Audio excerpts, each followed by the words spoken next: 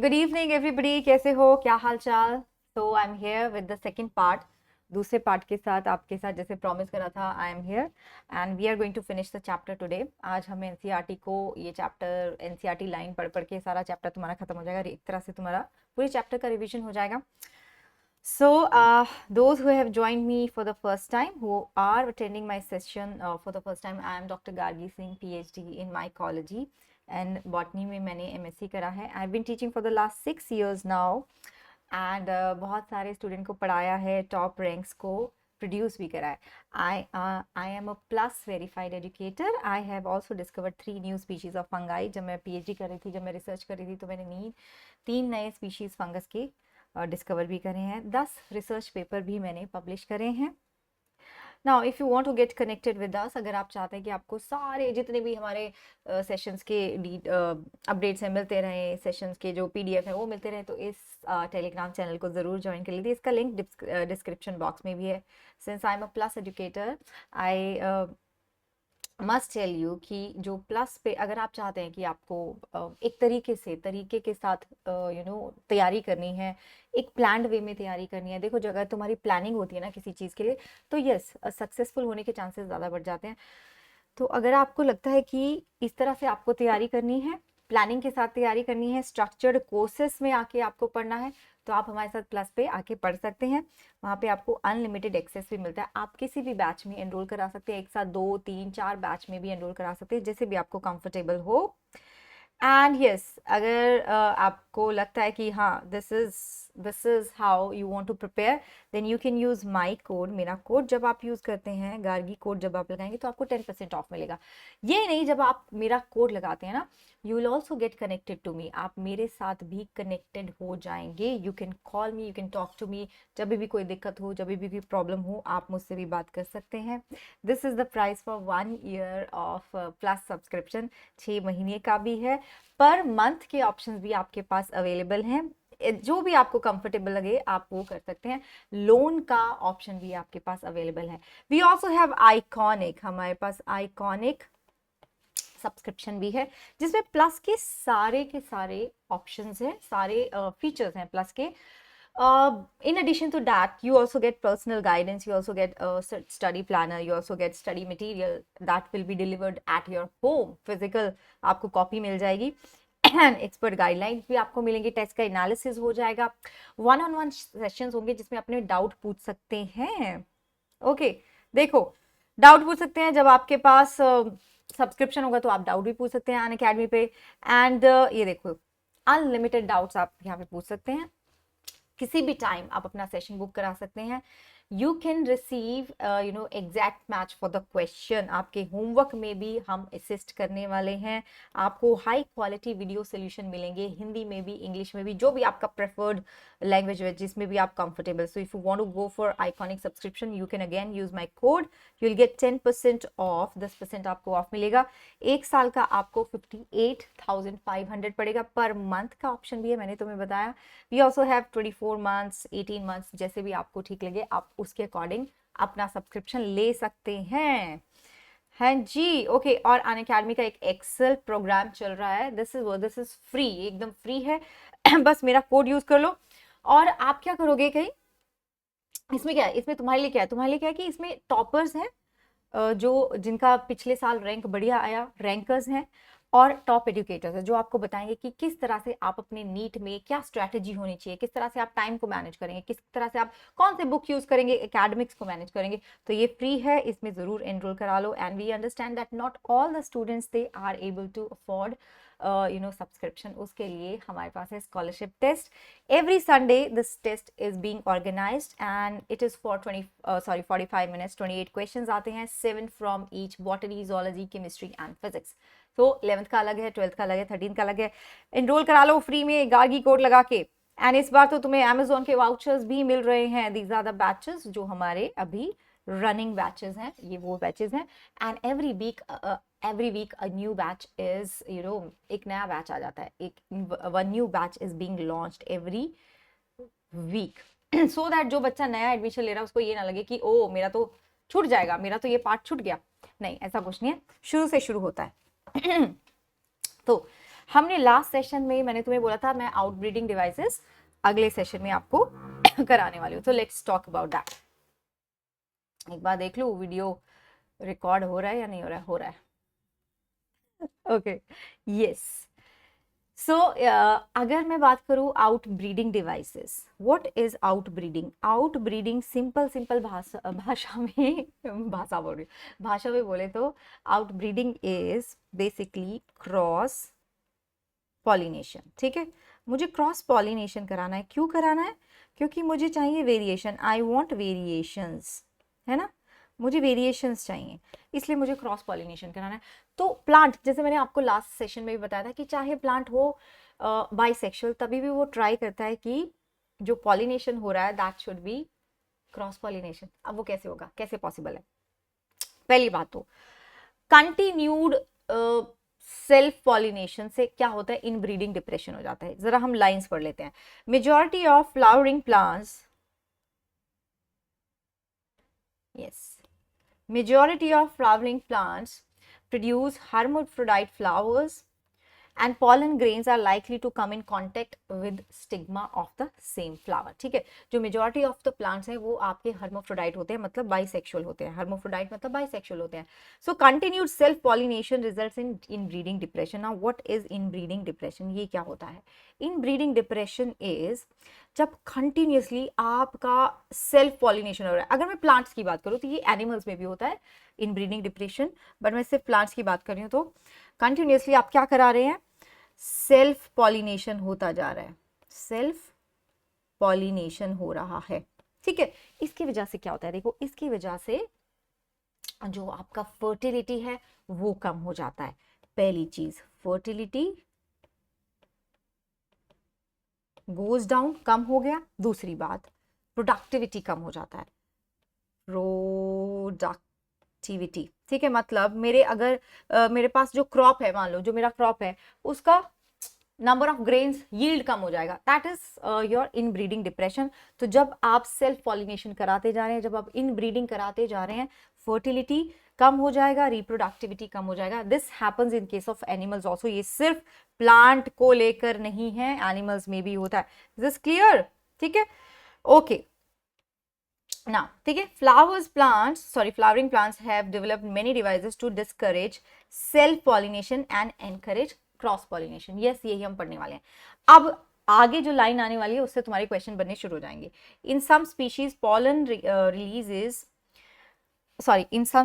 pollen release and stigma receptivity are not synchronized। मतलब इसका मतलब क्या है?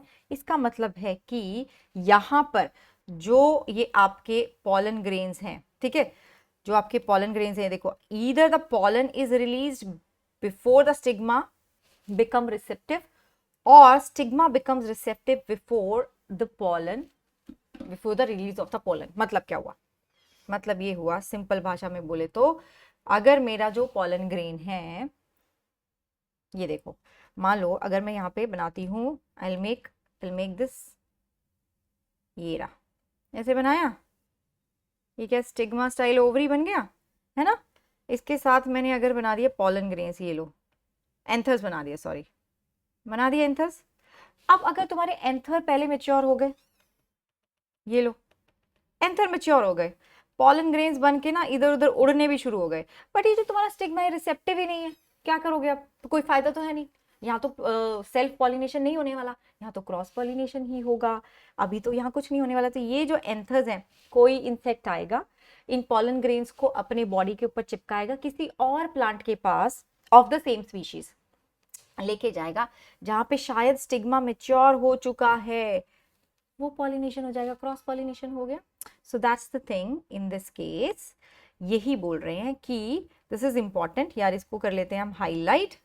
either the pollen is released before the stigma becomes receptive or stigma becomes receptive before the pollen grain releases। इसको क्या बोलेंगे? अगर आपका pollen रिलीज हो रहा है पहले स्टिग्मा से, इसको मैं क्या बोलूंगी? This is known as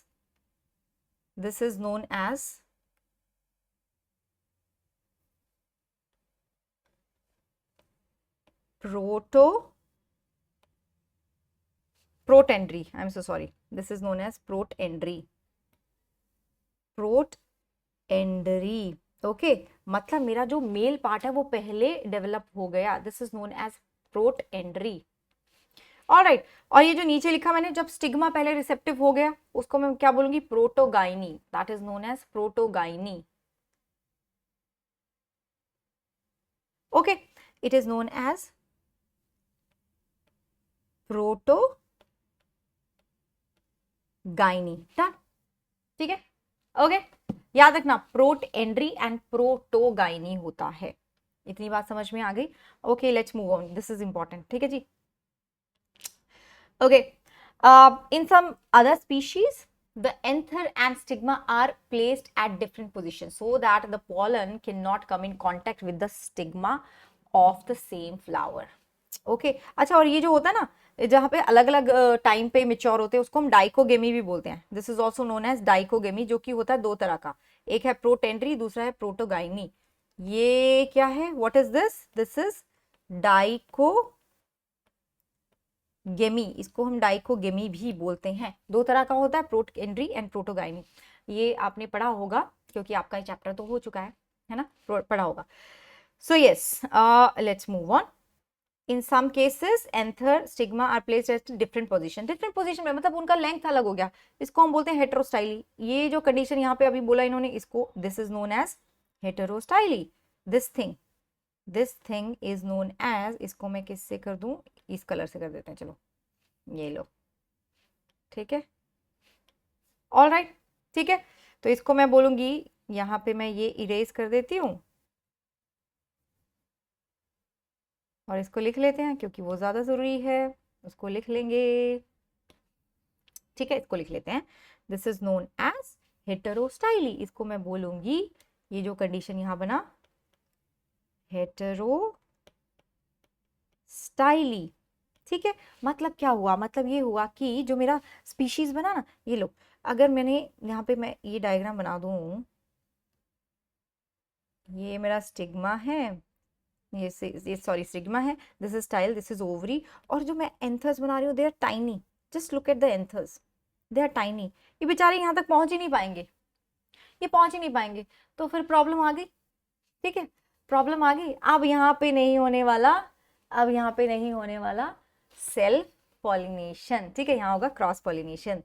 one thing, एक और तरीका है जिससे हम इंश्योर कर सकते हैं कि सेल्फ पॉलिनेशन ना हो, दैट इज सेल्फ इनकम्पैटिबिलिटी। मतलब जो मेरे पॉलन ग्रेन्स हैं, जो पॉलन ग्रेन्स हैं, ये फिर से बना देती हूँ, स्टिग्मा, स्टाइल, ओवरी, ओके, यहाँ आ गए ये पॉलन ग्रेन्स, ये अपने पॉलन ग्रेन्स को जर्मिनेट ही नहीं करने देगा, that is known as self incompatibility. एक और आपके पास ऑप्शन आ गया, अब आके देख लो, आगे देख लेते हैं।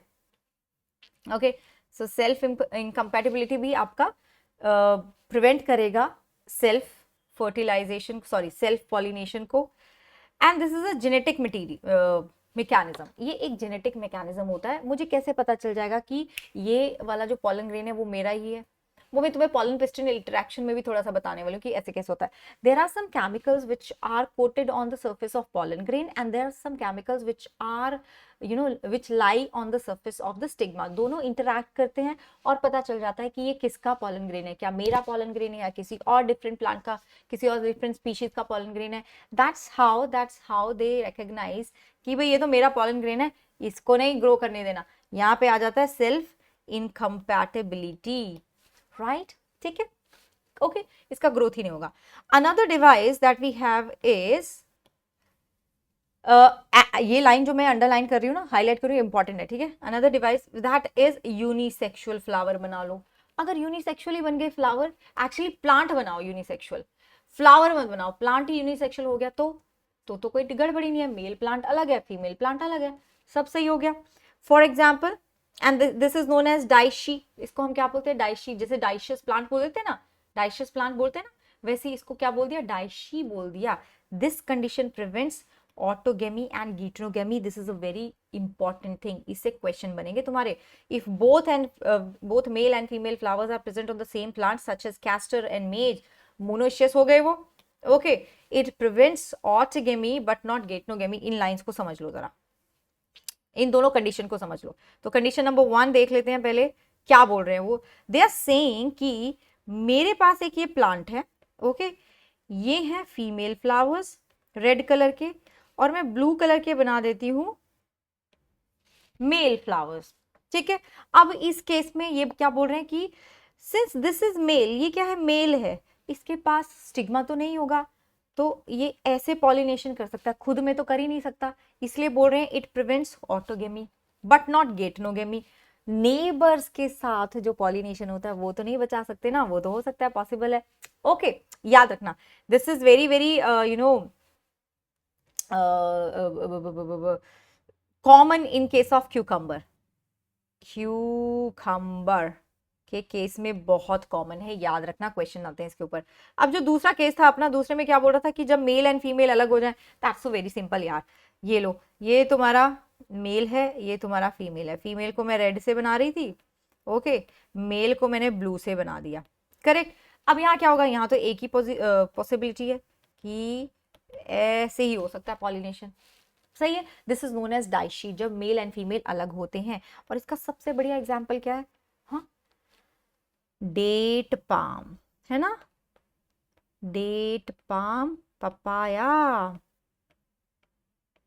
याद रखना यार, इस पे क्वेश्चन पूछे जाते हैं, very important, these two are very important. तुम्हारे एनसीईआरटी में तुम्हारा जो दूसरा चैप्टर है ना, रिप्रोडक्शन इन ऑर्गेनिज्म, उसमें बात करी हुई है इनकी, सो प्लीज याद रखना। मोनोशियस मतलब जहां पर एक ही प्लांट में दोनों सेक्स ऑर्गन्स होंगे, वो होगा मोनोशियस।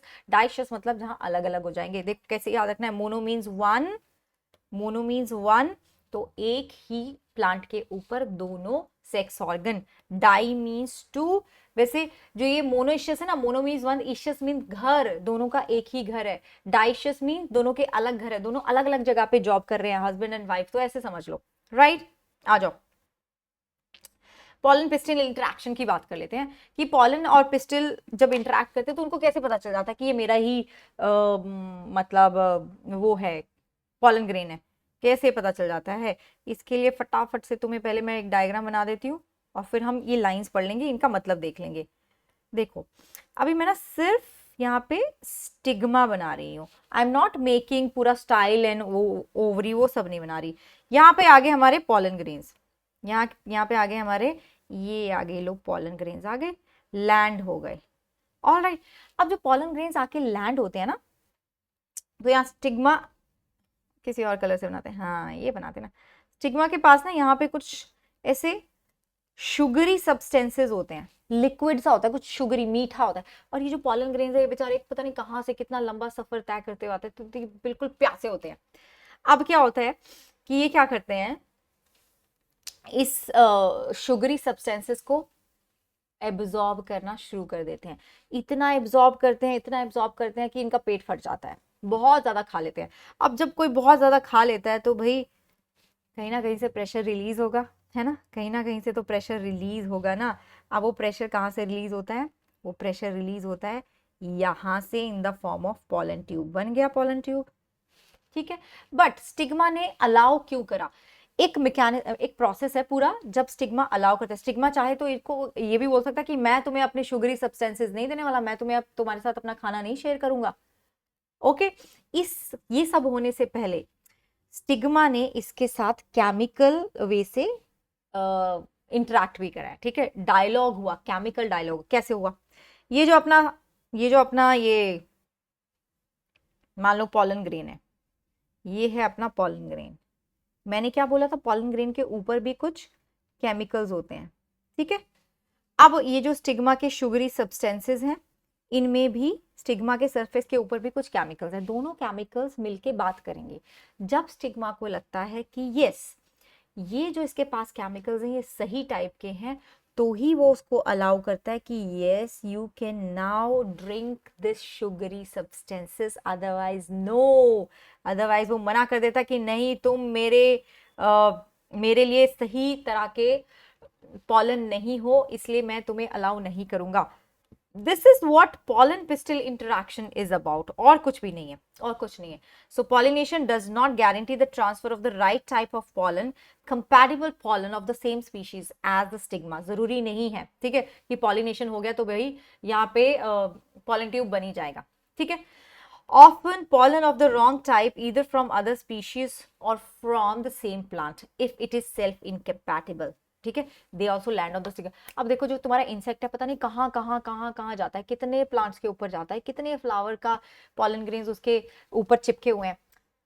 अब रोज के प्लांट को थोड़ी ना मतलब ये जो आपका इंसेक्ट है उसको थोड़ा ना पता है कि मैं रोज के पॉलन ग्रेन्स लेके घूम रहा तो अब मैं रोज के पास ही जाऊंगा उसी का पॉलिनेशन करूंगा. नहीं, वो तो एप्पल के पास भी जा सकता है, वो जैस्मीन के पास भी जा सकता है. तो स्टिग्मा को तो ऐसे पता चलता है ना, स्टिग्मा के ऊपर तो तरह तरह के पॉलन ग्रेन्स आके गिरते हैं, उसको ऐसे पता चलता है. केमिकल डायलॉग होता है जिससे पता चलता है कि yes this is my type of, this is the right type of pollen grain. The pistil has the ability to recognize the pollen whether it is of right type compatible or the wrong type incompatible. If it is of the right type, the pistil accepts the pollen and promotes post pollination events. अब इसमें जो हमें underline करेंगे, this is the main part, ठीक है, कि pistil को पता चल जाता है भाई कौन सा राइट है कौन सा रॉन्ग है. सिंपल सी बात है. ओके, और कैसे पता चलता है, let's see. And this leads to fertilization. Okay, if the pollen is of wrong type, अगर गलत है, नहीं है ठीक, उसको नहीं लग रहा ठीक, the pistil rejects the pollen by preventing pollen germination. वही बोला था मैंने, उसको वो शुगरी सब्सटेंसेस को खाने नहीं देगा, और बेचारा इसलिए क्योंकि खाएगा नहीं, बहुत ज्यादा खाएगा नहीं तो पॉलन ट्यूब भी नहीं बनेगा, पेट फटेगा नहीं तो पॉलन ट्यूब भी बाहर नहीं आएगा. That's the logic. The ability of the pistil to recognize the pollen followed by its acceptance or rejection is the result of continuous dialogue between pollen grain and the pistil. Important, ठीक है, इसको हम कर लेते हैं underline. This dialogue is mediated by chemical components. Very important, जो मैं तुम्हें बोल रही थी कि chemical components होते हैं, ठीक है. अच्छा, और बड़े सारे बॉटनिस्ट ट्राई कर रहे हैं इन केमिकल कंपोनेंट्स को आइडेंटिफाई करने की. उससे पता है क्या होगा, उससे हमें बड़ा फायदा हो जाएगा कि हम प्लांट ब्रीडिंग एक्सपेरिमेंट में यूज कर सकते हैं उन पॉलन्स को. एक बार मुझे पता चल जाए कि किस तरह का केमिकल कैसे यूज कर सकती हूँ मैं स्टिग्मा को बेवकूफ बना सकती हूँ. कैसे बेवकूफ बना सकती हूँ, ये है स्टिग्मा, ठीक है. स्टिग्मा के ऊपर पॉलन ग्रेन लैंड करा, ये लो, ये लैंड करा पॉलन ग्रेन. अरे ये तो रेडी आ गया, इसको चलो ग्रीन बना देते हैं. ये लो, लैंड कर गया पॉलन ग्रेन.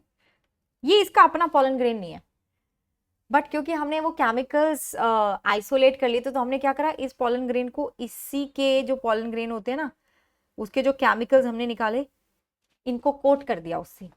अब जो स्टिग्मा है उसको क्या लगेगा कि ये तो मेरे ही पॉलन ग्रेन है, इसके पास तो ठीक केमिकल है, और तुम्हारा जर्मिनेशन हो जाएगा और शायद तुमने जो एक्सपेरिमेंट करा है ना वो सक्सेसफुल भी हो जाए. सो दैट्स द लॉजिक बिहाइंड कि हम क्यों ट्राई कर रहे हैं इन केमिकल्स को आइसोलेट करने का. All right.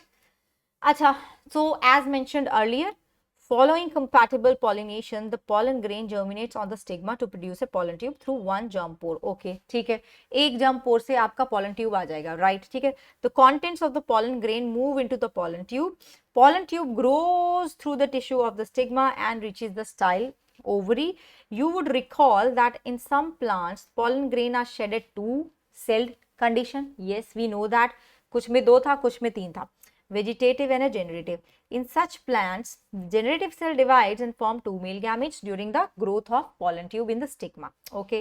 In plants which shed pollen in 3-cell stage, pollen tube तो already is carrying two male gametes. पहले ही हो गया वहाँ पे division from the beginning. Pollen tube after reaching the ovary enters the ovule through the micropyle and then enters one of the synergid filiform apparatus.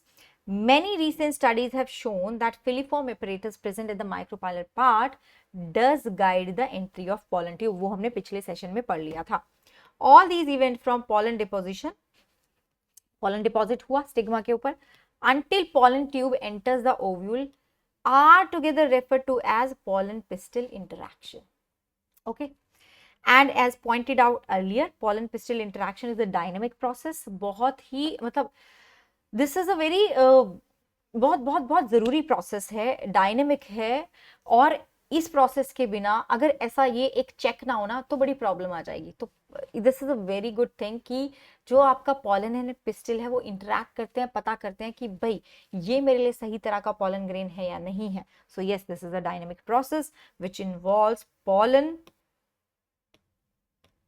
Recognition followed by promotion या फिर inhibition of pollen grain अगर वो reject हो जाए। The knowledge gained in this area would help plant breeders, मैंने बोला था ना मैनिपुलेट करने के लिए, बेवकूफ बनाने के लिए। अब इसमें से भाई कौन सी लाइन इंपॉर्टेंट है उसको जरा इंडरलाइन कर लेती है, इंडरलाइन। यस, दिस वन कि भाई कुछ दो सेल स्टेज पे चले जाते हैं, one vegetative and one generative, ठीक है। और जो जाते हैं तीन सेल स्टेज पे, वहां क्या होता है, वहां पहले ही it is carrying the sperms, ठीक है। पहले ही उसके पास एक वेजिटेटिव है और दो स्पर्म है, इसलिए तीन सेल्स हो गए। फिलीफॉर्म एपरेटस गाइड करेंगे, मैंने तुम्हें बताया था, पिछले सेशन में हमने डिस्कस कर लिया था। एंड ऑल द इवेंट्स जो आपकी हो रही हैं from the deposition to the formation of pollen tube and the entry of pollen tube into the ovule, उसको हम बोलते हैं pollen pistil interaction, ठीक है। और ये हेल्प कर सकती हैं प्लांट ब्रीडर्स को बेवकूफ बनाने के लिए स्टिग्मा को, ठीक है जी। अच्छा, एक तुम्हारी बुक में लिखा है तुम आराम से पॉलन ग्रेन्स को जर्मिनेट करके देख सकते हो, ये लिखा हुआ है, ये देखो। For example crotalaria, chickpea, pea, balsam, vinca, I am so sorry, vinca rosea जो होता है हमारा प्लांट, एक स्लाइड के ऊपर शुगर सोल्यूशन का ड्रॉप रखोगे तो तुम्हें दिख जाएगा। एक और चीज होती है जो क्वेश्चन में पूछा जाता है, दैट इज बोरिक एसिड, ठीक है। बोरिक एसिड भी अगर आप डालेंगे ना उसमें भी अपने ये पॉलन ग्रेन्स को, तो भी वो बहुत जल्दी ग्रो करते हैं। दिस इज इंपॉर्टेंट, प्लीज ये भी लिख लेना, ठीक है, this is important. All right, ठीक है, बोरिक एसिड भी लिख लेना यार, वो जरूरी होता है। नाउ अब अगर मैं बात करूं आर्टिफिशियल हाइब्रिडाइजेशन की, वो क्या है, जब मैं अपने आप पॉलन ग्रेन्स को डस्ट करा रही हूं on the surface of stigma, ठीक है। हम इतने सालों से आर्टिफिशियल हाइब्रिडाइजेशन तो करते आ रहे हैं प्लांट ब्रीडर्स, ये देखो आर्टिफिशियल हाइब्रिडाइजेशन करते आ रहे हैं। तो अब इसमें क्या है, what exactly is this? Artificial hybridization में is one of the major approaches of crop improvement program। मेरे को एक प्लांट दिखा जिसका यील्ड बहुत ज्यादा है, एक दिखा कि जिसके ग्रेन में जो न्यूट्रिशन है वो ज्यादा है, तो मैंने सोचा दोनों को मिक्स कर दूं तो मेरे पास यील्ड भी ज्यादा आएगा और न्यूट्रिएंट भी अच्छे आ जाएंगे, है ना। तो उसके लिए मैं क्या करूंगी, स्टिग्मा लूंगी, स्टिग्मा के ऊपर दूसरे प्लांट का जो पॉलन ग्रेन्स है उनको डस्ट कर दूंगी, एंड आई वेट कि भाई ऐसा होगा कि यहाँ पे पॉलिनेशन होगा, फर्टिलाइजेशन होगा, या फिर यहाँ पे मेरा जो सीड है बनेगा या नहीं।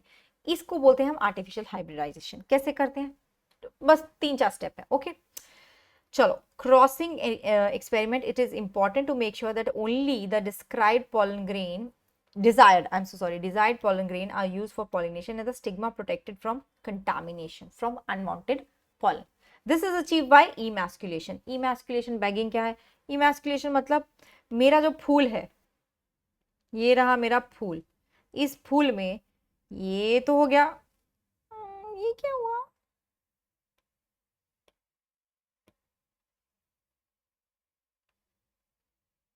इस फूल में ये हो गया तुम्हारा, दिस इज माई गाइनीशियम, ठीक है। अब मैं यहाँ पे एंड्रीशियम भी बना देती हूँ, ये लो, ठीक है, ओके। अब मैंने क्या करा, यहाँ से एंड्रीशियम को निकाल दिया, एंड्रीशियम को यहाँ से निकाल दिया, ये लो, एंथस को रिमूव कर दिया। This is known as emasculation. Masculine part, male part को निकाल देना इज नोन एज इमैस्कुलेशन, कर दिया। एंड इमैस्कुलेशन सिर्फ कहाँ होगा, only in case of bisexual flowers।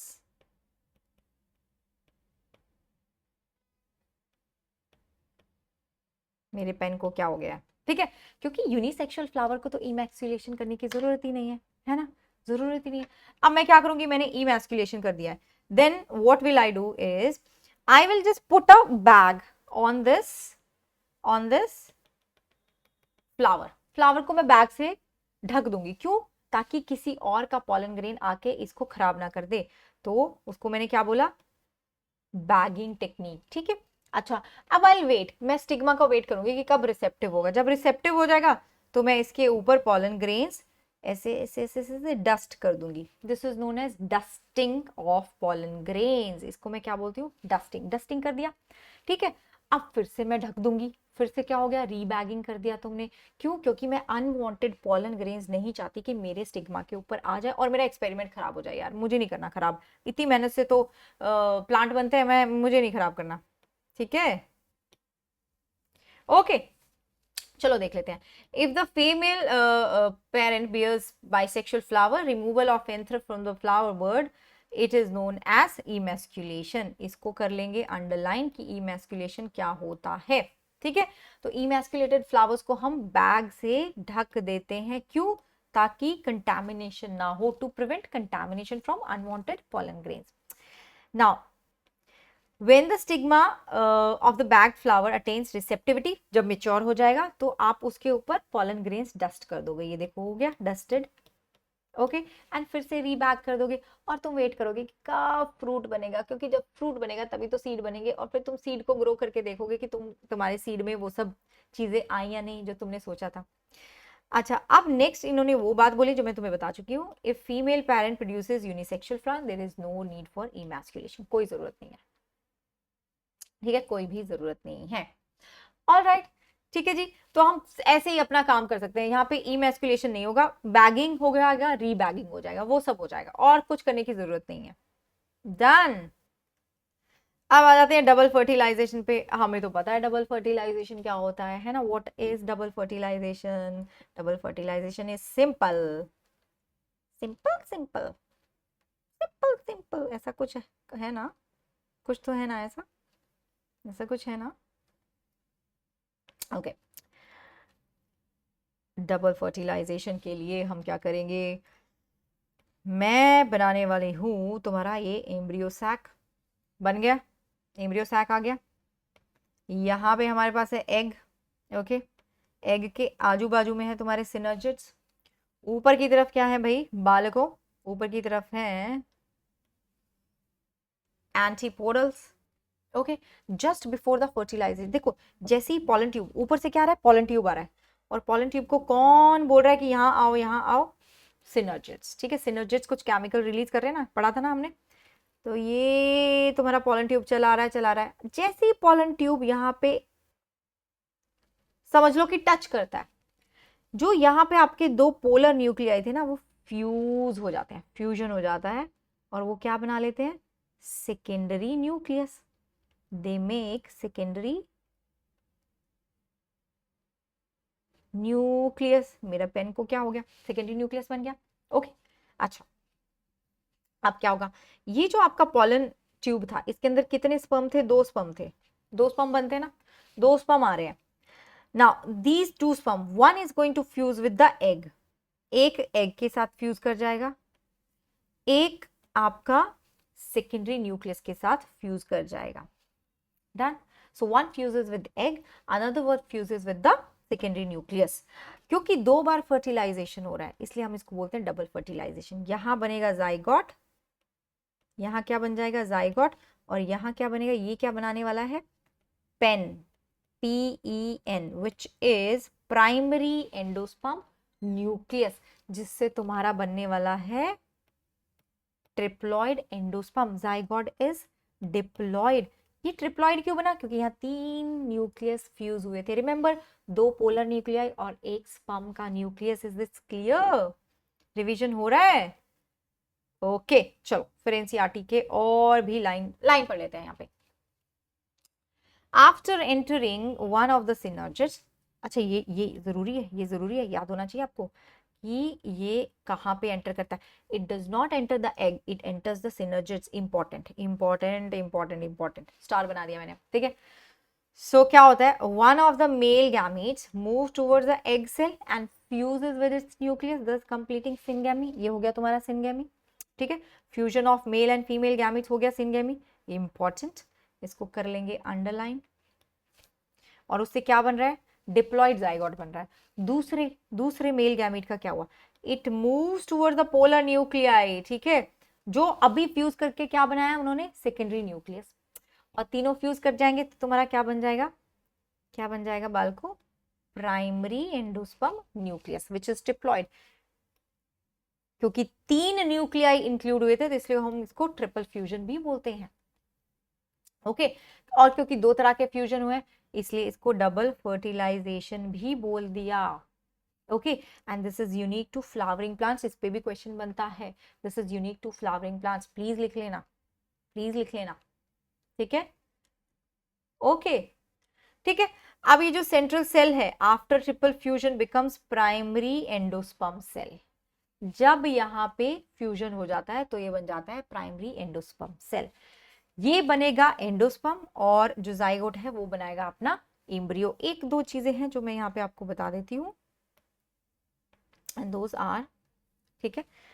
I am just a little tired, अगर आपको if you are not feeling that kind of energy, मैं बहुत थक चुकी हूँ। It's I will tell you, अभी पता है कितना टाइम हो रहा है जब मैं रिकॉर्डिंग कर रही हूँ, इट्स ऑलमोस्ट 12, रात के ऑलमोस्ट 12 बज चुके हैं, 5 मिनट है बस 12 बजने में, और सुबह से मैं बस मेरी क्लासेस चल रही हैं और ठीक है, सो थोड़ा सा जस्ट थोड़ा सा बियर विद मी। ऑलराइट, तो कुछ हाँ एक्स्ट्रा बताने वाली थी। यस जो पहला हमारा फ्यूजन हुआ उसको तो मैंने सिनगेमी बोला, ठीक है। तो और जो ये दूसरा मेरा डिवीजन होता है ना, this is known as triple fusion, right.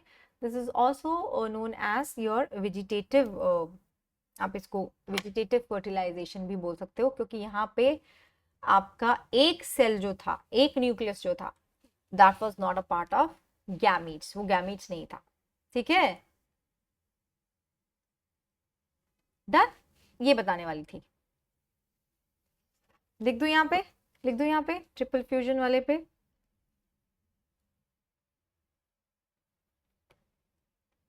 Also known as vegetative fertilization, है ना। याद रखना यार, कभी कभी ना पूछ लेते हैं कि बताओ इसमें से वेजिटेटिव फर्टिलाइजेशन कौन सा है। आई नो मैं तुम्हें थोड़ा थोड़ा एक्स्ट्रा भी बता रही हूँ, बट क्योंकि आ जाता है इसलिए बता रही हूँ, ठीक है। मेरे को तुम्हें परेशान करने का शौक नहीं है। तो पोस्ट फर्टिलाइजेशन स्ट्रक्चर्स की बात करते हैं कि फर्टिलाइजेशन के बाद क्या बनेगा, एंडोस्पर्म बनेगा, एम्ब्रियो बनेगा। एंडोस्पर्म देख लेते हैं। Endosperm development precedes embryo development. Why, पहले तो इसी लाइन को अंडरलाइन कर लोगे, बड़ा जरूरी लाइन है, ठीक है। जो एंडोस्पर्म आपका बना ना, ये जो PEN बना, मान लो ये है PEN, पेन, इसका डिवीजन जाइगोट से पहले शुरू हो जाता है, ये उससे पहले डिवाइड करना शुरू कर देता है। क्यों, ऐसा क्यों है, इस लाइन का यही मतलब है। ऐसा क्यों है, क्योंकि देखो ये क्या है, ये है फूड, किसका फूड है ये, जाइगोट का फूड है ये, है ना। मेरा पेन पता नहीं, मेरे पेन को भी नींद चढ़ गई है मुझे लग रहा है। सो ये जाइगोट का फूड है। तो एक एक बात बताओ, अगर तुम्हारे घर पे तुमने पार्टी रखी है कोई, तो तुम पहले खाना मंगवाओगे ना, ऐसा तो नहीं करोगे कि लोग आ जाते हैं पहले, पहले लोगों को आने दो, फिर ना उसके बाद जब सब आ जाएंगे फिर खाना मंगवाएंगे। नो, ऐसा तो कोई भी नहीं करता। तुमने घर पे लोगों को बुलाया डिनर के लिए, भाई डिनर तो पहले तैयार होना चाहिए, या जब लोग आ जाएंगे तब, तो इसलिए खाना पहले बनेगा, फिर जाइगोट थोड़ा थोड़ा डेवलप होना शुरू हो जाएगा। दैट्स द रीजन वाई, इसलिए वाई, ओके। तो ये जो आपका प्राइमरी एंडोस्पर्म सेल है, ये रिपीटेडली, अच्छा एक और बात, ये तो समझ में आ गया होगा, ये खाना है तो इसलिए, इसलिए क्या है भाई, ये पहले बनेगा, है ना। अब कैसे इसका डिवीजन, कैसे इसका ग्रोथ होने वाला है वो देख लो। ये जो आपका पेन है ये कंटिन्यूअसली डिवाइड होता रहेगा, ये लो, इसने इतने सारे न्यूक्लियाई बना लिए, देख रहे हैं, so many nuclei are there, but cell wall ये बना नहीं रहा है, सेल वॉल ये बना नहीं रहा है। This is known as free nuclear type of endosperm का डेवलपमेंट। ये क्या है, फ्री न्यूक्लियर टाइप, ये जो डेवलपमेंट है इसको हम बोलते हैं फ्री न्यूक्लियर टाइप। एंड पता क्या होता है, जब बहुत सारे न्यूक्लियाई बन जाते हैं, लिक्विड जो आपका कोकोनट में जो आप water drink, the water that you drink, coconut water, that is this only, that is endosperm only, the liquid endosperm. कुछ टाइम के बाद क्या होगा, ये खुद को ऑर्गेनाइज कर लेता है। ये लो, सेल वॉल बनानी शुरू कर दी, and it starts from the periphery. ये भी याद रखो, मैं बाहर से सेल वॉल बनाना शुरू कर रही हूँ, मेरे पेन में कुछ तो प्रॉब्लम आ रही है इसलिए ये ऐसा चल रहा है। ठीक है, देखो मैं बाहर से बनाना शुरू कर रही हूँ। तुमने कोकोनट देखा होगा, बाहर से आपका मलाई बननी शुरू हो जाती है, मलाई बोलते हैं ना उसको, है ना, मलाई बननी शुरू हो जाती है, और अंदर फिर भी थोड़ा थोड़ा पानी होता है, और जब पूरा का पूरा कोकोनट कर्नल में कन्वर्ट हो जाता है, फ्लैशी बन जाता है, तो बीच में पानी नहीं रहता। आप समझ रहे हो क्यों नहीं रहता? क्योंकि वो आहिस्ता आहिस्ता सेल वॉल बनाना शुरू कर देता है, and this one is known as cellular. इसको हम क्या बोलते हैं? सेल्यूलर। ये है सेल्यूलर। तो एंडोस्पर्म आपका बुक में दो तरह का दिया हुआ है, एक हेलोबियल भी होता है, बट चलो मैं वो भी बता देती हूँ। हेलोबियल भी होता है, हेलोबियल में दोनों तरह का आ जाता है। हेलोबियल में दोनों तरह का आ जाता है, मतलब ऐसे होता है, एक डिवीजन हुआ तो सेल वॉल बन गया, फिर उसके बाद सारे जो डिवीजन होंगे वो ऐसे फ्री न्यूक्लियर होंगे, यूं, और फिर बाद में यहाँ पे भी cell wall cell wall cell wall ऐसे बनता जाएगा। Not a part of your syllabus, but since कहीं कहीं पे दिया होता है इसलिए मैंने तुम्हें बता दिया। So this one is helobial type.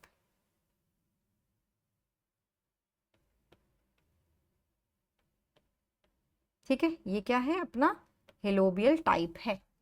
कहाँ मिलता है? मोनोकॉट्स में मिलता है। मोनोकॉट्स का एक ग्रुप है जिसको हेलोबियल्स बोलते हैं हम, उसमें मिलता है। इतनी बात याद रख लेना, अदरवाइज तुम्हारे सिलेबस में तो नहीं है। ठीक है जी। The cells of this tissue are filled with reserve food material. Endosperm किस लिए होता है? इसीलिए होता है न्यूट्रिशन देने के लिए डेवलपिंग एम्ब्रियो को। In most common type of endosperm develop the PEN undergo successive nuclear division, जो मैं बोल रही हूँ, to give rise to free nuclei. This stage of endosperm development is known as free nuclear endosperm. इसको कर लेंगे underline, और इसको भी कि ये न्यूट्रिशन प्रोवाइड करता है ना। ठीक है, अब देखते हैं subsequent cell wall formation occurs and it becomes cellular. Okay, and the number of free nuclei they vary greatly. जरूरी नहीं है कि कोकोनट में जितने होंगे उतने ही मुझे बीन्स में मिलेंगे, जरूरी नहीं है, सब में अलग होंगे। The coconut water from tender coconut that you are familiar with is nothing but free nuclear endosperm made up of thousands of nuclei. And the surrounding white kernel malai is the cellular endosperm. इसको भी कर लेंगे underline, क्योंकि इस पे तुम्हें पता है ना, क्वेश्चन बहुत बार पूछे जाते हैं। तुम आंसर फटाफट से कर देते हो इसका, मुझे पता है तुम्हें सब आता है, बट हम अंडरलाइन करेंगे ताकि जब आप रिवीजन लो तो आपको अच्छे से पता हो। मेरा तो गला खत्म हो चुका है, आज मैंने दिन में इतने सेशन लिए और मैंने बहुत सारी रिकॉर्डिंग करी है।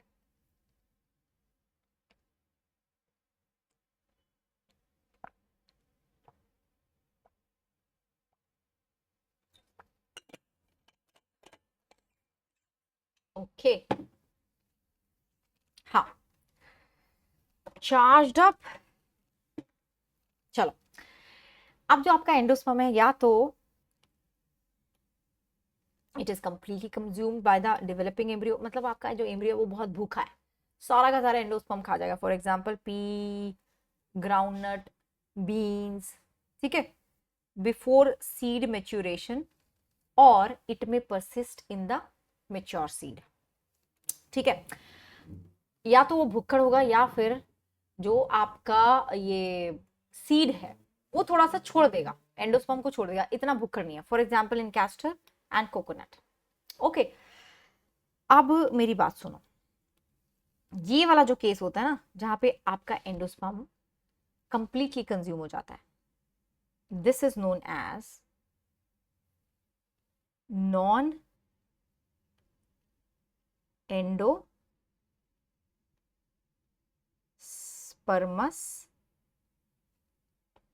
सीड्स। ऐसे क्या बनते हैं? नॉन एंडोस्पर्मस सीड्स बनते हैं। और जहां रह जाता है, देखो जहां रह गया, जहां एंडोस्पर्म है, वो तुम्हारे क्या बनेंगे? एंडोस्पर्मस सीड्स बन जाएंगे। डन, ठीक है। एग्जाम्पल क्या है एंडोस्पर्मस का? कैस्टर एंड कोकोनट आ गया, एंड नॉन एंडोस्पर्मस का पी एंड ग्राउंडनट आ गया। ठीक है, उसके बाद तुम्हें बस थोड़ी सी ऐसी इधर उधर की बातें करी है कि अपने घर पे जाके जी देखना किस में तुम्हें एंडोस्पर्म लगता है किस में नहीं लगता है। ओके जी, चलो एम्ब्रियो की बात कर ले।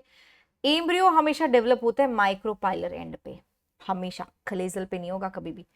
Where the zygote is situated, most zygote divides only after certain amount of endosperm is formed, right. जब खाना आप पहले बना लेते हो, गेस्ट बाद में आते हैं।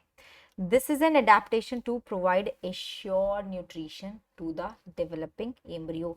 ऐसा ना हो जाए कि आपका एम्ब्रियो बनना शुरू हो गया और खाना है नहीं, लोग आ गए हैं, तुमने डिनर बनाया नहीं, प्रॉब्लम हो जाएगी।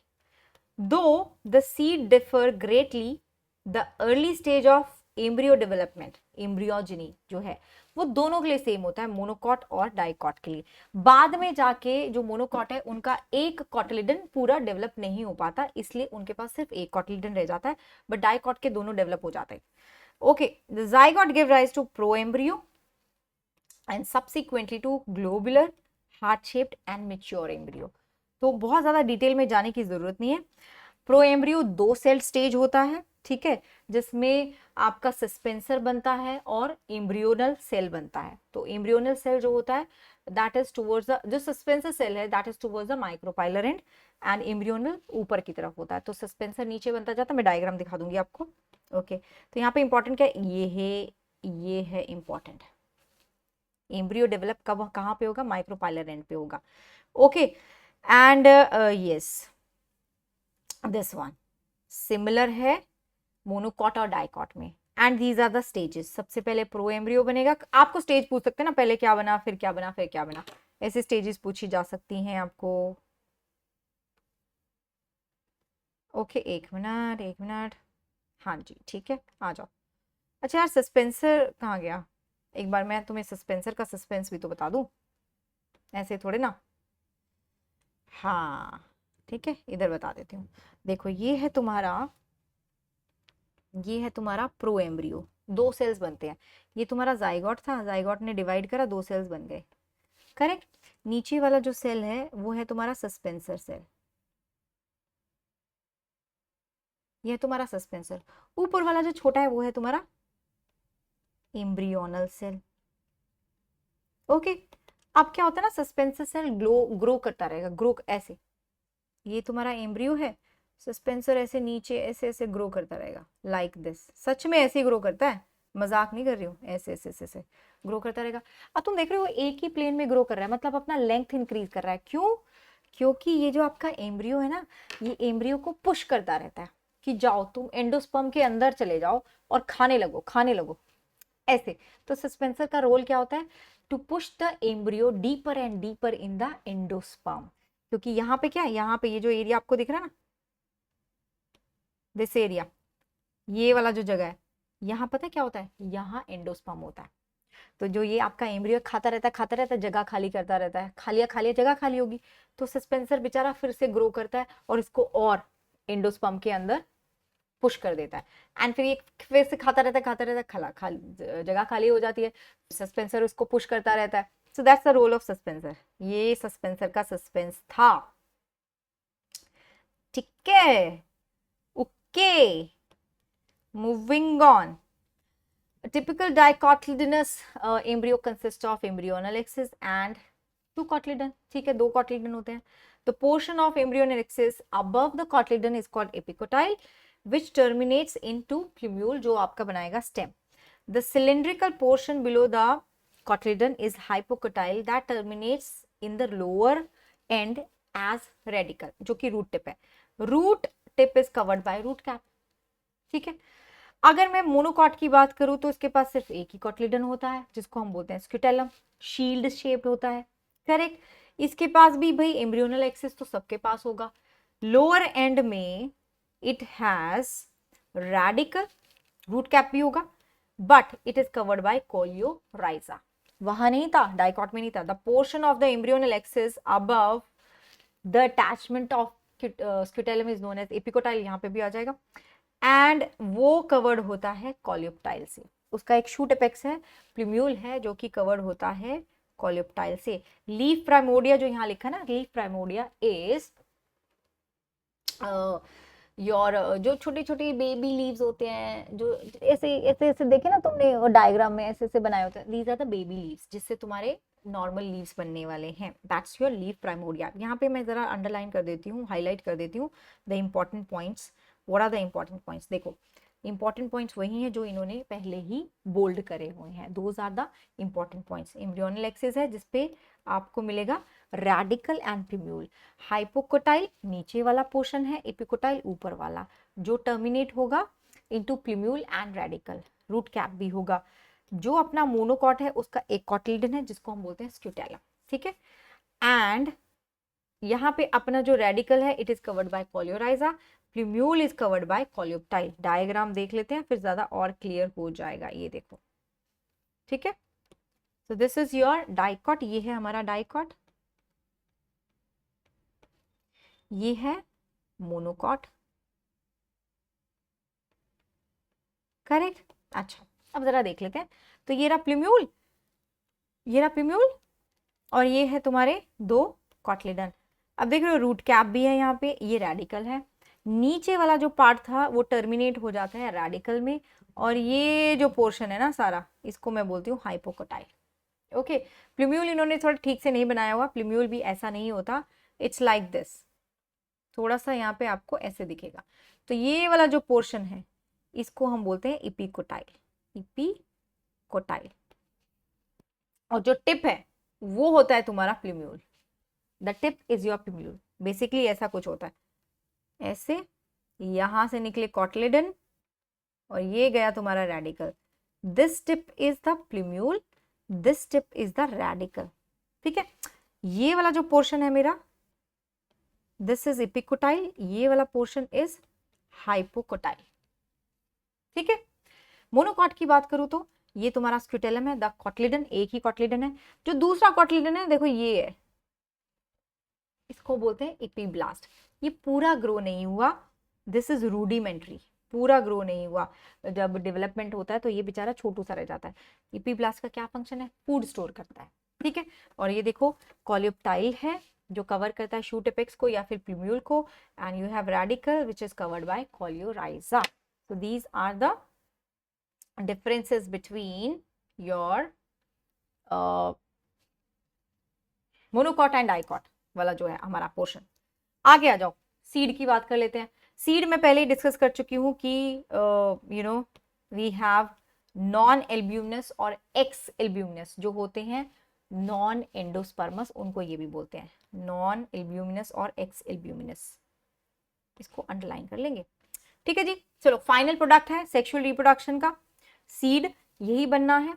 सीड जो आपका है it is basically ovule, fertilized ovule होता है तुम्हारा सीड।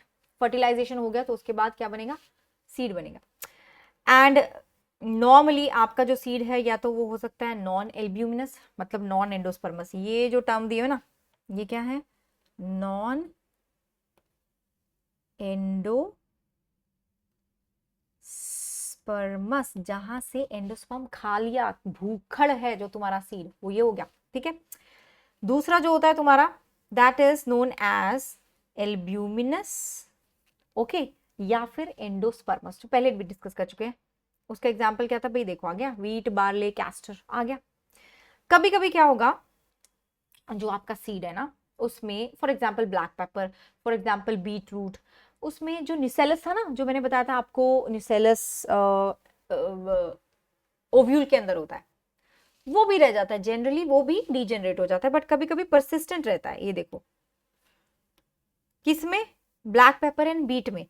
दिस इज, इसको अलग कलर से कर देती हूँ, this is known as perisperm, उसको हम बोलते हैं पेरिस्पर्म। इंपॉर्टेंट है, इस पे क्वेश्चन बन जाते हैं, ठीक है। एंड ऑल्सो ये जो आपके एग्जाम्पल है ना, इन पे भी क्वेश्चन बन जाते हैं, प्लीज इनको भी याद रख लेना, अच्छे से याद रख लेना। ऑल राइट, ठीक है। अच्छा भाई, जो इंटेगुमेंट्स थे हमारे ओव्यूल के, वो क्या बनाएंगे? वो बनाएंगे टेस्टा एंड टेगमेन, वो बनाएंगे सीड कोट, ठीक है। They will make the seed quotes. Micropyle अभी भी रहेगा। तुम चने का सीड देखना, चने का सीड ऐसा कुछ होता है,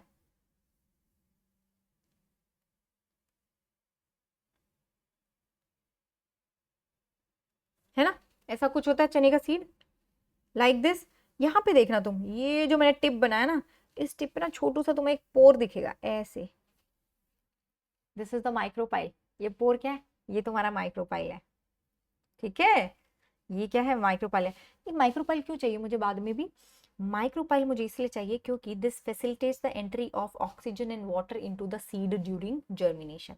as the seed matures, its water content is reduced and the seed becomes relatively dry। 10 to 15% moisture ही रह जाता है, वो भी जरूरी है क्योंकि मुझे सीड को डोरमेंसी में एंटर करा देना है। क्यों? मैं नहीं चाहती कि मेरा सीड ग्रो हो जाए और कंडीशन फेवरेबल नहीं हुए तो क्या करेंगे, इसलिए the seed enters a state of inactivity called dormancy. देखो मान लो तुमने वीट ग्रो करा हुआ है, तुम्हारा वीट ग्रो करा हुआ है तुमने, ओके। अगर वीट तुम्हारा, this is your wheat, let's say this is wheat, यार मान लो ये वीट है, मानने में क्या जा रहा है, यहीं पे तुम्हारा सीड ग्रो करना शुरू हो गया, ये लो। ऐसे कैसे हो सकता है? ये तो ठीक बात नहीं ना, ये तो मतलब ग्रो ही नहीं कर पाएगा यहाँ पे अगर अभी से ग्रो करने लग गया। तो इसलिए सीड क्या करता है, it undergoes state of inactivity which is known as dormancy, जिसको हम बोलते हैं डोरमेंसी। बहुत जरूरी है डोरमेंसी। जो आपका सीड है वो वेट करता है कि कब फेवरेबल कंडीशन आएंगे और मैं तब जाके जर्मिनेट करूंगा तो मेरे लिए ठीक होगा, इसलिए डोरमेंसी आता है। थोड़ी देर रुक जाओ यार, थोड़ा सा सब्र कर लो, जब अच्छी कंडीशन आ जाएंगी तो तुम जाके ग्रो हो जाना, है ना। थोड़ा सा जैसे कि अभी कोविड में क्या हुआ था हमारे साथ, थोड़ा सा सब्र कर लो, जब सिचुएशन ठीक हो जाएगी तो बाहर आ जाना। हम सब भी तो डोरमेंट हो गए थे इसीलिए, राइट। सो फेवरेबल कंडीशन आएंगे और ये फिर से ग्रो कर जाएगा, इट विल जर्मिनेट। ये लो जर्मिनेट कर जाएगा। सो माइक्रोपाइल मेरे पास क्यों है? इसलिए है कि उससे वाटर एंड ऑक्सीजन अंदर जा सके जिससे कि जर्मिनेशन होगा। Is this clear? I really hope this is clear. Okay, तो जैसे जैसे तुम्हारा ओव्यूल मेच्योर होता जाएगा वो सीड में कन्वर्ट होता जाएगा और साथ ही साथ आपका ओवरी फ्रूट में कन्वर्ट हो जाएगा, ठीक है। और जो वॉल होता है ओवरी का उसको हम बोलते हैं पेरिकार्प।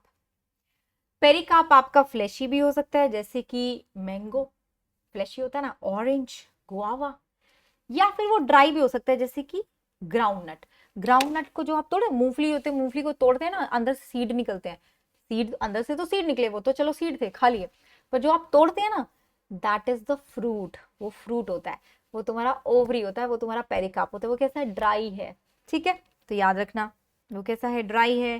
तो यहाँ पे हो गया ड्राई। और पेरिकार्प को मैंने क्या बोला? वो होता है फ्रूट का वॉल या फिर ओवरी का वॉल, एक ही बात है। डन। अब जो क्लासिफिकेशन था वो आप पढ़ते हैं मॉर्फोलॉजी में, वो तो हम वहीं पढ़ने वाले हैं, डोंट वरी, कि भाई किस तरह के फ्रूट होते हैं, ड्राई फ्रूट कौन से होते हैं, ठीक है, ड्रूप क्या है, बेरी क्या है, वो तो हम वहां पढ़ेंगे। Now in most of the plants by the time the fruit develops from the ovary, other floral plants degenerate, नीचे गिर जाते हैं, sepals, petals सब नीचे गिर जाते हैं। However, in few species such as apple, strawberry, cashew, the thalamus also contributes to the fruit formation, है ना। तो मतलब ये जो तुम्हारा एप्पल है ना, एप्पल तुम देखते हो यहाँ पे मेरे पास एक डायग्राम होगा, ये रहा, बढ़िया, बहुत बढ़िया, ये रहा, ठीक है। एप्पल में ये जितना पार्ट तुम्हें दिख रहा है ना, ये वाला पार्ट जो हम खा रहे हैं, that is the thalamus. Thalamus बताया था ना तुम्हें कल, ऐसे रिसेप्टिकल जिसके ऊपर सारा प्लांट, सारा फ्लावर रेस्ट कर रहा है, ये वो है। और ये जो पार्ट देख रहे हो ना तुम, ये वाला part, this part is the ovary, जो हम खाते नहीं है, फेंक देते हैं। तो ये जो फ्रूट्स होते हैं जो ओवरी से नहीं बन के थैलेमस से बन जाते हैं, फॉर एग्जाम्पल स्ट्रॉबेरी भी, ओके, जो थैलेमस से बन जाते हैं उनको हम क्या बोलते हैं? They are known as false fruits, ठीक है। और जो ओवरी से बनते हैं जैसे कि मैंगो, उनको हम क्या बोलते हैं? True fruits. डन। सूडोकार्प या फिर यू कार्प भी बोल देते हैं। यू कार्प ट्रू फ्रूट्स होते हैं, सूडोकार्प फॉल्स फ्रूट होते हैं। ओके, अच्छा देखो डायग्राम प्लीज जरूर देख लेना, क्योंकि डायग्राम के बेसिस पे भी क्वेश्चन आ जाते हैं। ये सारे डायग्राम आपके एनसीईआरटी में दिए हुए हैं, क्वेश्चन पूछ सकते हैं, मतलब कोई भी पार्ट गायब कर देंगे और बोलेंगे करेक्ट बताओ ABCD क्या है, तो this is very very important. Okay, अब कभी कभी क्या होता है ना कि जो ये फ्रूट बनते हैं विदाउट फर्टिलाइजेशन बन जाते हैं, सीड नहीं होता इनके पास। अगर विदाउट फर्टिलाइजेशन बनेंगे तो ऑब्वियसली सीड बनने के चांसेस तो नहीं है। सीड कब बनता है? जब फर्टिलाइजेशन होता है तभी सीड बनता है। तो ये जो आपके फ्रूट बनते हैं इनको हम बोलते हैं parthenocarpic fruit. They are known as parthenocarpic. देखो पार्थिनोजेनेसिस कुछ और होता है। पार्थिनोजेनेसिस जब पूरा का पूरा ऑर्गेनिज्म बन जाता है बिना फर्टिलाइजेशन के। जब आपका सिर्फ फ्रूट बन रहा है बिना फर्टिलाइजेशन के एंड सीडलेस है, वेरी इंपॉर्टेंट, सीडलेस है, तो उसको मैं बोलती हूँ parthenocarpic fruits. Banana is one such example. ठीक है, ग्रेप्स भी होते हैं। हार्मोन के थ्रू भी हम इंट्रोड्यूस कर सकते हैं। हार्मोन कौन सा हार्मोन? Gibberellic acid, auxins. ठीक है, ये सब लगा के भी हम इसको पार्थिनोकार्पिक कर सकते हैं फ्रूट्स को।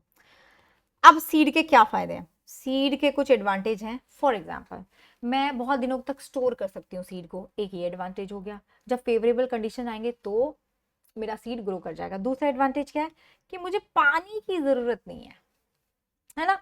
पॉलिनेशन या फर्टिलाइजेशन के लिए मुझे पानी की जरूरत नहीं है, ये बड़ा सही बात है। इसीलिए तो तुम्हारे एंजियोस्पर्म जिम्नोस्पर्म बहुत ज्यादा ग्रो कर गए, है ना। ये तो हेल्प कर गया इनको, इसी की वजह से तो ये इवॉल्व हो गए, राइट। अच्छा, एक बात मैंने ये जो बोली थी कि इसके पास सफिशिएंट फूड रिजर्व भी है, नरिशमेंट कर लेगा, अपने आप को खुद को सर्वाइव कर सकता है, खुद को सपोर्ट कर सकता है। बहुत बढ़िया बात है भाई, नरिशमेंट भी है। सीड कोट बहुत हार्ड है, प्रोटेक्शन प्रोवाइड करता है।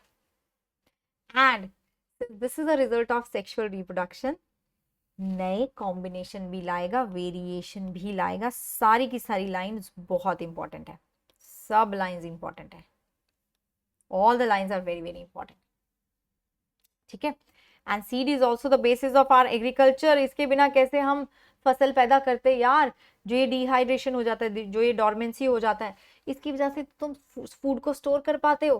Can you imagine agriculture in the absence of seed? बहुत बढ़िया लिखा हुआ है यहाँ पे, नहीं कर सकते इमेजिन। अब आ जाओ यहाँ पे, इस पैराग्राफ में दो लाइन है जो इंपॉर्टेंट है, बाकी सब इधर उधर की बातें करी हुई है। How long do the seeds remain viable, हाँ, कितने देर तक वो वाइबल रह सकते हैं, कितनी देर तक वो आपके सीड जर्मिनेट कर सकते हैं, वही बातें करी हुई है।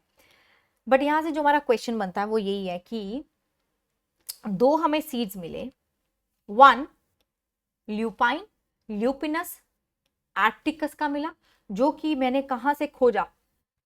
आर्टिक टुंड्रा से। जब उसको ग्रो करा, जो भी वहां पे काम कर रहे थे लोग, उन्होंने देखा उनको एक जार मिला।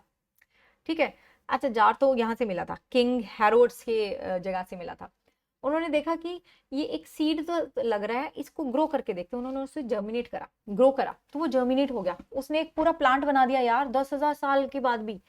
और एक थोड़ा सा रीसेंट है, किंग हेरोड्स पैलेस है डेड सी के आसपास। वहां क्या हुआ, वहां पे जब ये एक्सकेवेट कर रहे थे, खुदाई कर रहे थे, तो उन्हें ना एक जार मिला। उस जार के अंदर डेट के सीड थे। उन्होंने सोचा कि इनको ग्रो करके देखते हैं कि ये जर्मिनेट होंगे या नहीं। It also germinated. फिनिक्स डेक्टाइलिफेरा, ठीक है, जो हमारा डेट पाम होता है, वो भी जर्मिनेट हो गया। तो ये दोनों थोड़े से इंपॉर्टेंट आपके एग्जाम्पल्स है, क्वेश्चन पूछा जा सकता है, इसको याद रख लेना। अब जो हमारा लास्ट टॉपिक है that is apomixis and polyembryony. Apomixis क्या होता है, पॉलीएम्ब्रियोनी क्या होता है, देख लेते हैं। एक बार लाइन पढ़ लेते हैं, फिर मैं आपको एक्सप्लेन करती हूँ। Although seeds in general are products of fertilization, a few flowering plants, such as some species of Asteraceae and grasses, have evolved a special mechanism to produce seeds without fertilization called apomixis. ठीक है, what is food production without fertilization called? Parthenocarpy, बताया था अभी। ठीक है, चलो apomixis समझ लेते हैं। what exactly is apomixis? देखो एपोमिक्सिस ना, अगर मैं इस टर्म को ब्रेक करूं, बहुत सारे स्टूडेंट को इसमें डाउट होता है, इसलिए मैं थोड़ा सा इसको डिटेल में बता देती हूँ। एपोमिक्सिस, अगर मेरा पेन ठीक से चल जाए तो, पागल हो गया है pen. Apo means without, with out, okay. Mixis means syngamy, fusion, fusion, mixis means fusion. तो इसका मतलब सिंपल है, यहाँ फ्यूजन नहीं हो रहा। फ्यूजन नहीं हो रहा मतलब फर्टिलाइजेशन नहीं हो रहा, नो फर्टिलाइजेशन। क्या मैं बोल सकती हूँ, कैन आई से this is asexual reproduction? Yes, this is asexual reproduction, क्योंकि जहां फर्टिलाइजेशन नहीं होता उसको हम एसेक्सुअली तो बोलते हैं। तो दिस इज एसेक्सुअल रिप्रोडक्शन। अगर आपको क्वेश्चन आ गया तो बता देना भाई ये एसेक्सुअल होता है। और एक और बात बताओ, अगर एसेक्सुअल रिप्रोडक्शन है तो पक्का जो भी इसके प्रोडक्ट बनेंगे वो क्या होंगे? मैं क्या बोल सकती हूँ वहां पे कि क्या होंगे? क्लोन्स होंगे। ये क्वेश्चन भी क्योंकि पूछा जा सकता है, यहाँ पे वेरिएशन नहीं आएगा, ये क्लोन्स होंगे, प्लीज याद रखना, ये वेरी इंपॉर्टेंट। ओके, अब देख लेते हैं क्या क्या लिखा हुआ था, वो तो पढ़ लिया था हमने। कुछ प्लांट्स हैं जिन्होंने क्या करना शुरू कर दिया, बिना फर्टिलाइजेशन के ही सीड बनाना शुरू कर दिया, जैसे कि एस्टरेसियन ग्रासेस, उसको हमने क्या बोला? एपोमिक्सिस बोल दिया। कैसे हो सकता है ये? कैसे बनेंगे, कैसे बन सकते हैं, ऐसा कैसे पॉसिबल है मैम? हाँ, तो बड़े तरीके हैं, कुछ तरीके ऐसे हैं। अच्छा ये भी देख लो, दस apomixis is a form of asexual reproduction, बताया था ना, दैट मिमिक्स सेक्सुअल रिप्रोडक्शन। किसकी नकल कर रहा है ये? सेक्सुअल रिप्रोडक्शन की नकल कर रहा है। ओके, और बड़े सारे तरीके हैं, कुछ तरीके दिए हुए हैं, देख लेते हैं। In some species the diploid egg formed without reduction and directly develops into embryo. For example citrus and mango. क्या हुआ? जो हमने प्रोसेस पढ़ा था, पूरा कि जो जी भाई मेगास्पोर मदर सेल होता है, इट अंडरगोज मायोसिस। यहाँ पे जो तुम्हारा मेगास्पोर मदर सेल है ना, मेगास्पोर मदर सेल,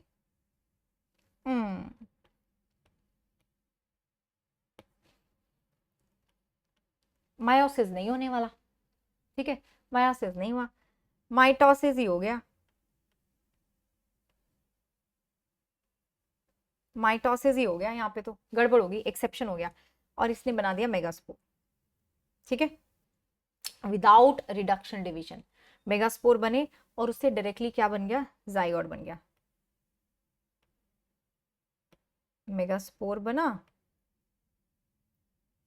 एक्चुअली एक मिनट यार, मेगास्पोर भी नहीं बनेगा, डायरेक्टली विदाउट रिडक्शन डिवीजन इसने क्या बना दिया? तुम्हारा एग बना दिया। ठीक है, एम्ब्रियो सैक पूरा बन गया, एग बना, ठीक है, डिप्लॉयड एग बन गया। अब इस एग ने डायरेक्टली क्या बना दिया? एम्ब्रियो, एम्ब्रियो बन गया। एम्ब्रियो डिप्लॉयड ही होता है, यहां पे भी डिप्लॉयड ही बना। इसको हम बोलते हैं, ये क्या हुआ? Yes, this is known as apomixis. ये तुम्हारा एपोमिक्सिस का एक तरीका हो गया, इससे बन सकता है। एग्जाम्पल क्या है? सिट्रस एंड मैंगो, याद रख लेना, डायरेक्ट क्वेश्चन आता है। Okay, oh I am so sorry, no no no no, इसका एग्जाम्पल ये नहीं है, सॉरी यार, ये तो पॉली एम्ब्रियोनी में आ जाएगा। अच्छा, पॉली एम्ब्रियोनी कैसे हो जाता है? ऐसे ही, पता है क्या होता है कि ये जो आपका न्यूसेलर है, न्यूसेलर एरिया है, मैं यहाँ पे बनाती हूँ एक एम्ब्रियो सैक, ये बना दिया मैंने एम्ब्रियो सैक, ये गोल क्यों बन गया है? इसको कर देते हैं हम इरेज, और फिर से बनाएंगे हम एम्ब्रियो सैक, बना दिया। ठीक है, एम्ब्रियो सैक बन गया। अब ये जो आपका यहाँ पे एम्ब्रियो सैक नहीं, एम्ब्रियो सैक यहाँ बनाऊंगी, ये है एम्ब्रियो सैक। ठीक है, ये क्या है? मेरा न्यूसेलस का एरिया है। ठीक है, यहाँ मेरा है एम्ब्रियो सैक। मान लो यहाँ पे मेरा एक एम्ब्रियो बेचारा डेवलप होने लगा है, जाइगोट है, अब फर्टिलाइजेशन वगैरह सब कुछ हो गया, ये जाइगोट बन गया। क्या होता है ना, कभी कभी ये जो एम्ब्रियो सैक है, इसके भी सेल्स ऐसे, एम्ब्रियो सैक, सॉरी, ये जो न्यूसेलस है, nucellus, I am so sorry, nucellus के सेल्स एम्ब्रियो सैक के अंदर घुसना शुरू हो जाते हैं। ये लो, आ गए, आ गए, और सब अपना एक एम्ब्रियो बना लेंगे, सब के सब अपना एक embryo, which results in polyembryony, example, example क्या है? Mango and citrus. ठीक है, example is mango and citrus. तो यहाँ पे हम इसको अंडरलाइन कर लेंगे, ये बार बार क्या हो रहा है? हाँ, अब ठीक है ना। सो एग्जाम्पल्स आर, यस, तो देखो देखो क्या लिखा है, some cells surrounding the nucellus area they protrude मतलब अंदर घुस जाते हैं एम्ब्रियो सैक में, and they develop into embryo. Okay, तो ऐसे स्पीशीज के साथ बहुत सारे एम्ब्रियो बन जाते हैं, जिसको हम क्या बोलते हैं? Poly embryony. अब तुम्हें बोला है भाई लेमन के या किसी के ना सीड्स निकाल के देख लेना भाई, तुम्हें कितने एम्ब्रियो दिखेंगे। तुम्हें वैसे ना बहुत सारे एम्ब्रियो दिख सकते हैं उसमें आराम से दिखेंगे। ओके ठीक है। Now what is the importance, ये जो एपोमिक्सिस है इसका क्या फायदा हो सकता है। साइंटिस्ट क्या कर रहे हैं, they are constantly trying to understand the genetics behind this apomixis. अगर हमें पता चल जाए कि एपोमिक्टिक सीड्स कैसे बनते हैं तो हमारा एक प्रॉब्लम सॉल्व हो जाएगा। Hybrid varieties of several of our foods and vegetable are being extensively cultivated. Cultivate कर रहे हो तुम हाइब्रिड वेराइटीज को। कल्टीवेशन ऑफ हाइब्रिड वेराइटीज है ट्रिमेंडसली इंक्रीज प्रोडक्टिविटी। ठीक है, हमें फायदा भी हुआ है। ये जो हाइब्रिड्स हैं ये बहुत ज्यादा हाई यील्डिंग होते हैं। One of the problem of the hybrid is that hybrid seed have to be produced every year. हर साल आपको बनाना पड़ता है। क्यों बनाना पड़ता है? क्योंकि हर साल रिप्रोडक्शन होता है, सेक्सुअल रिप्रोडक्शन, तो कैरेक्टर्स सेग्रीगेट हो जाते हैं, कैरेक्टर्स अलग हो जाते हैं। और मुझे तो वही कैरेक्टर्स चाहिए जो मेरे हाइब्रिड में थे, तो इसलिए मुझे हर साल लैब में ये हाइब्रिड बनाने पड़ते हैं, which is very very expensive. ये जो सीड्स होते हैं जो बहुत एक्सपेंसिव होते हैं, फार्मर्स के लिए बहुत एक्सपेंसिव है। So if seeds collected from hybrids are sown, the plants in the progeny will segregate, क्योंकि सेक्सुअल रिप्रोडक्शन से सेग्रीगेशन हो जाता है। आपने मेंडल के लॉ भी पढ़े हैं। And do not maintain hybrid characters, आपके कैरेक्टर्स इधर उधर चले गए। Production of hybrid seeds is costly and hence the cost of hybrid seed become very very expensive. If these hybrids are made into apomictics, अगर हमें ऐसा कोई तरीका पता चल जाए कि ये जो हाइब्रिड्स हैं वो एपोमिक्टिक सीड बनाने लग जाए, क्योंकि वो एसेक्सुअल रिप्रोडक्शन होगा तो इसके कैरेक्टर्स चेंज नहीं होंगे, सेग्रीगेट नहीं होंगे। So there will be no segregation of characters in the progeny. अब जो आपके फार्मर्स है वो अपने हाइब्रिड के खुद के सीड यूज कर सकते हैं अगले साल भी। उनको हर साल हाइब्रिड सीड लेने की जरूरत नहीं है, उनके लिए थोड़ी हेल्प हो जाएगी, है ना। सो इसीलिए साइंटिस्ट ट्राई कर रहे हैं, active research is going on in many labs around the world to understand the genetics of apomixis, so that हम उसको हाइब्रिड वेराइटीज में ट्रांसफर कर सके। इधर ये वाला line is very very important जहां ये सेग्रीगेशन की बात कर रहे हैं। ठीक है, ये देयर इज नो सेग्रीगेशन, ये लाइन बहुत जरूरी है। इसके ऊपर तुम्हारे क्वेश्चन बन सकते हैं। एंड विद दिस ये चैप्टर कंप्लीट हो गया है। और तुम्हें पता है कि अब क्या टाइम हो रहा होगा, क्योंकि मैं रात को काफ़ी लेट बैठ के तुम्हारे लिए सेशंस रिकॉर्ड कर रही हूँ, बिकॉज आई एम ट्रेवलिंग, और इसलिए मेरे पास टाइम नहीं था, तो मैंने सोचा रिकॉर्ड करके तुम्हें भेज दूँ सो दैट तुम्हारा सिलेबस भी सफ़र ना करे। Okay, and you can also join me on Unacademy. Unacademy पे आप मुझे फॉलो कर सकते हैं, वहाँ पे मैं फ्री के सेशंस लेती हूँ जिसमें हम क्वेश्चंस प्रैक्टिस करते हैं, तो प्लीज़ वहाँ पे फॉलो कर लेना। मेरा अनअकैडमी का जो प्रोफाइल होगा उसका लिंक आपको डिस्क्रिप्शन बॉक्स में मिल जाएगा। एंड यस, हमारा जो चैनल है टेलीग्राम का उसको ज़रूर फॉलो करो, वहाँ पे आपको सारे PDF अवेलेबल हो जाएंगे। And if you are interested कि मुझे बहुत तरीके से प्लान वे में पढ़ाई करनी है तो प्लस पे आ सकते हैं। मेरा कोड है गार्गी, ठीक है, ये कोड लगाएंगे और आप मेरे साथ भी कनेक्ट हो जाएंगे। मुझसे डायरेक्टली बात कर सकते हैं, मुझसे डायरेक्टली हेल्प ले सकते हैं। This is the code. Okay जी, and thank you so much इस सेशन को देखने के लिए। अगर अच्छा लगा, अगर आपको लगा मैम मेहनत करती है तो लाइक कर देना, शेयर कर देना। And good night. I still have to pack, मुझे तो अपना सामान भी पैक करना है अभी, तो पता नहीं आज तो कब नींद आएगी। चलो जी, good night and take care. I will see you next time.